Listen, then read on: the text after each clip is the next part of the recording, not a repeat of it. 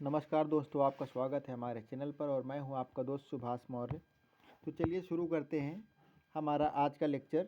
हम स्टार्ट किए थे फाइलिंग स्टेटस की सीरीज़, जिसमें हमारे 5 पार्ट कंप्लीट हो गए। ये हमारा 6 नंबर पार्ट है।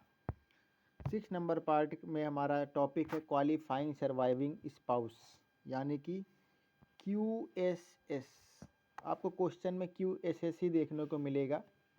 तो इसका फुल फॉर्म है क्वालिफाइंग सर्वाइविंग स्पाउस। अब हम इसके बारे में इन डिटेल डिस्कशन करेंगे। अगर आप इनरोल्ड एजेंट पार्ट 1 की प्रिपरेशन कर रहे हैं तब आप हमारे चैनल के साथ जुड़िए और ऐसा ही बेहतरीन से बेहतरीन कंटेंट देखने के लिए सिंपल लैंग्वेज में, आपको बुकिश लैंग्वेज नहीं, एकदम सिंपल लैंग्वेज, एकदम दिमाग में बैठने वाली, समझने वाली लैंग्वेज में आपको समझाऊंगा, एकदम IRS स्टाइल।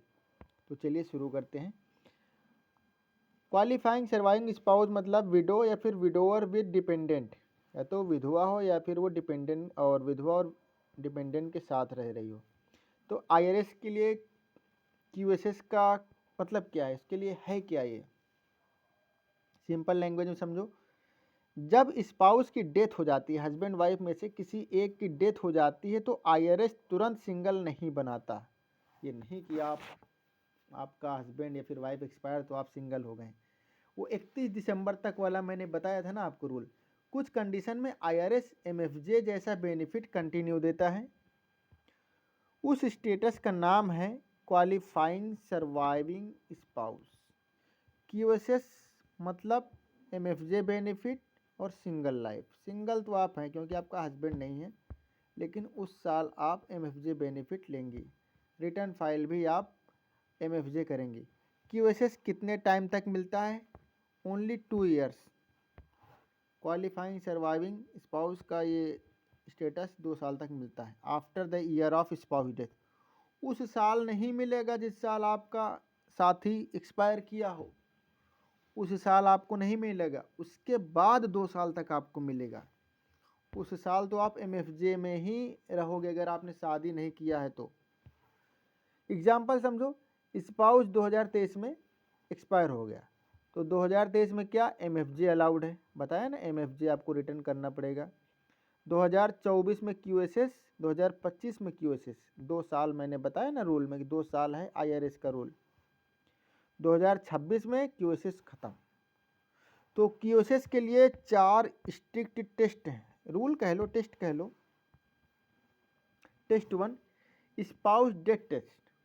स्पाउस की डेथ हुई हो, ठीक, टैक्स पेयर ने दोबारा शादी ना की हो, भी नहीं कि उसने रीमैरी कर लिया फिर शादी कर ली, रीमैरिज, तो QSS इंस्टेंटली कैंसिल, तुरंत कैंसिल। टेस्ट 2 है, इसका दूसरा टेस्ट क्या है? Dependent child test.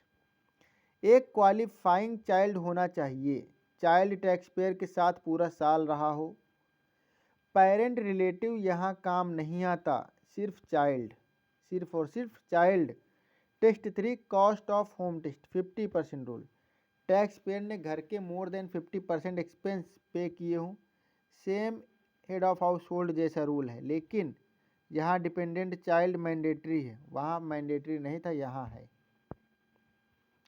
चौथा हम देखते हैं, चौथा टेस्ट टाइम विंडो टेस्ट। सिर्फ स्टेटस सिर्फ 2 साल के लिए अलाउड है, बियॉन्ड दैट सिंगल या हेड ऑफ हाउस होल्ड। उसके बाद या तो आप अपने आप को सिंगल में मान लीजिए या फिर आप HOH क्लेम कर सकती हैं। तो जैसे मैंने वहाँ पर आपको हेड ऑफ हाउस होल्ड, इसके पहले मैंने जब पढ़ाया था तो मैंने बताया था कि हाँ वो अनमैरिड हो, वो अनमैरिड हो, तो उसकी कंडीशन मैंने बताई थी ना। तो यहाँ पर देखो QSS के बाद हमारा क्या बनेगा जाके, या तो सिंगल है या तो HOH। आपने शादी नहीं की है तब का मैं बता रहा हूँ, टाइम विंडो टेस्ट में कि 2 साल के लिए अलाउ है, उसके बाद आपने शादी नहीं की है तो या तो आप सिंगल हैं या तो हेड ऑफ हाउस होल्ड है, क्योंकि आपका पति तो है नहीं, तभी तो आप अपने आप को head of house hold claim कर रही हैं। किसके लिए? टैक्स बेनिफिट के लिए। तो QSS मतलब MFJ जैसा पावरफुल है, लेकिन हेड ऑफ हाउस होल्ड बीच का ऑप्शन है, चाहे तो ठीक है। अगर आप रियल टैक्स ऑफिसर के सिनारियो से देखें तब क्लाइंट बोलता है मेरे हस्बैंड की डेथ हो गई, मैं सिंगल हूँ, टैक्स प्रोफेशनल पूछता है फिर डेथ का साल कौन सा था, कोई डिपेंडेंट चाइल्ड है कि नहीं है, चाइल्ड पूरा साल साथ रहा कि नहीं रहा, घर का 50% खर्चा कौन देता है। दोबारा शादी हुई कि नहीं हुई, ये सारे क्वेश्चन कॉमन है, पूछते हैं। आंसर के बेस पर क्वेश्चन डिसाइड होता है, इमोशन के बेस पर नहीं। और आंसर में भी प्रूफ चाहिए, वर्बली वो भी नहीं आप मान लेंगे। मैं फिर बता रहा हूँ, कल को आप अगर काम करने जाएं और उसने वर्बली बोल दिया और आपने मान लिया तो आपका गया, फिर आपको पेनल्टी लगनी, मतलब एकदम ओके है। अगर वर्बली सब मानने लगो तब तो सब लोग ओरली बोले, वर्बली बोले और आप मानते फिरो। तो इनके कॉमन ट्रैप से समझो। क्योसेस मतलब विडो मतलब क्योसेस नहीं, पेरेंट डिपेंडेंट मतलब क्योसेस नहीं। अब विडो मतलब क्यों नहीं, क्योंकि क्या पता उसने उस साल शादी कर ली। हाँ, विडो मतलब क्योसेस नहीं क्योंकि इनके 3 टेस्ट हैं, चाइल्ड वाला है, सपोर्ट वाला है और खर्चे वाला है, ये सारे टेस्ट हैं। चाइल्ड हाफ ईयर रेसिडेंसी नहीं, पूरा साल रहना चाहिए, क्यूएसएस में पूरा साल चलेगा। एचओएच में 6 मंथ होता है, एचओएच में 6 मंथ, और क्यूएसएस में पूरा साल, क्यूएसएस में होल ईयर।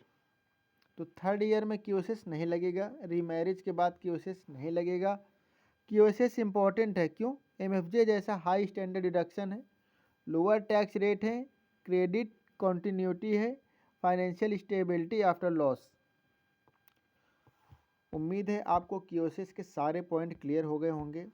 मैंने पूरा ट्राई किया है इसको आपको समझाने का। और हाँ, अगर आप इनरोल्ड एजेंट की तैयारी कर रहे हैं तो आप हमारे चैनल से जुड़े रहिए।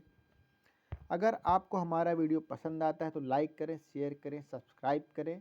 आपने हमारा वीडियो यहाँ तक देखा, इसके लिए आपका बहुत बहुत धन्यवाद।